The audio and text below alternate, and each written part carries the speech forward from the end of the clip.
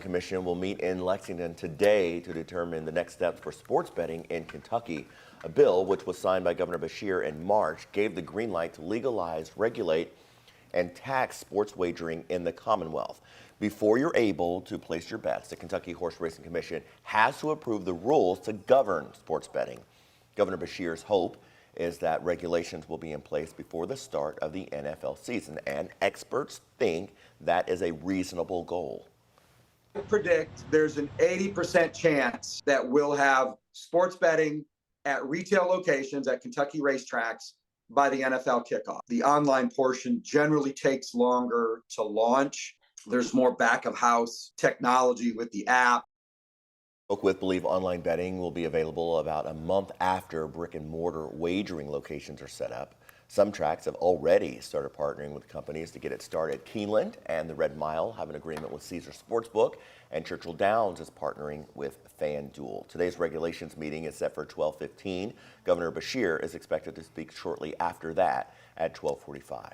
Right now, the city is searching for its next chief of police, but leaders at Louisville's NAACP are now calling into question the level of transparency within that search. Yeah, the mayor's office has said multiple times that it plans to keep this process confidential until it's ready to announce the permanent LMPD chief. WHAS11's Connor Steffen talked to the head of the local NAACP to hear more about his concerns.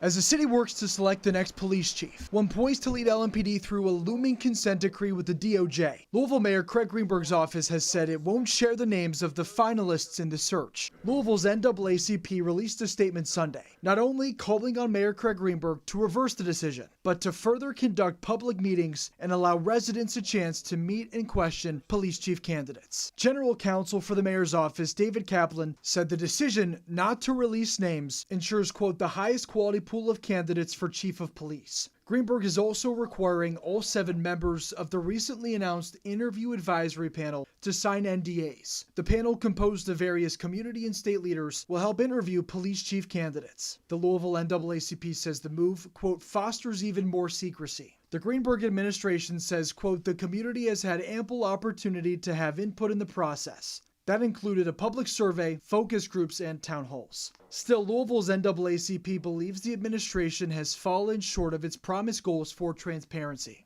saying instead, the mayor's office is, quote, peddling misleading and hollow sound bites. Mayor Greenberg has said he intends to announce the city's next police chief by the end of the month. In Louisville, Connor Steffen, WHAS11, on your side.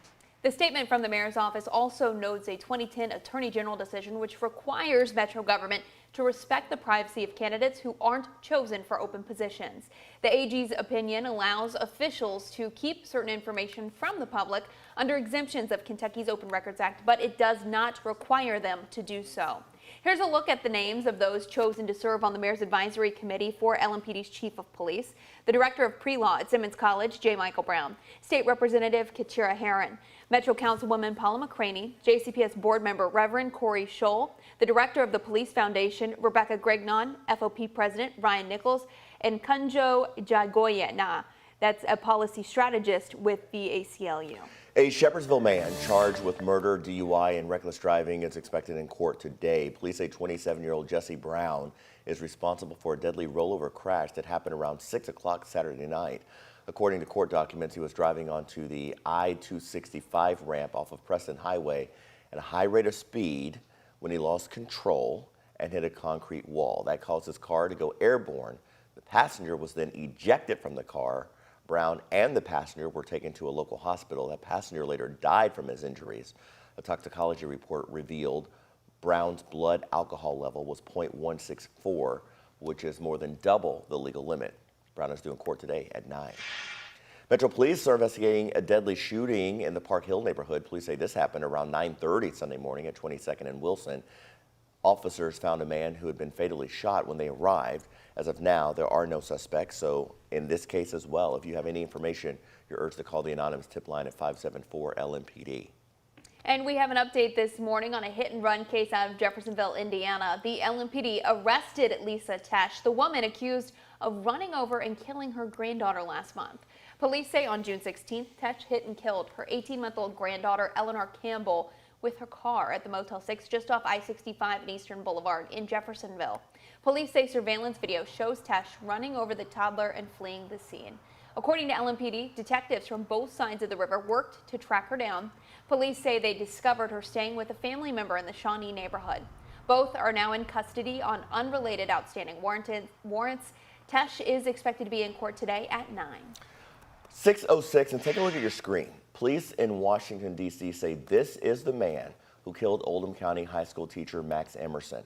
The 25-year-old was fatally shot on the campus of Catholic University last Wednesday. D.C. police are offering a $25,000 reward for information leading to the arrest of that suspect.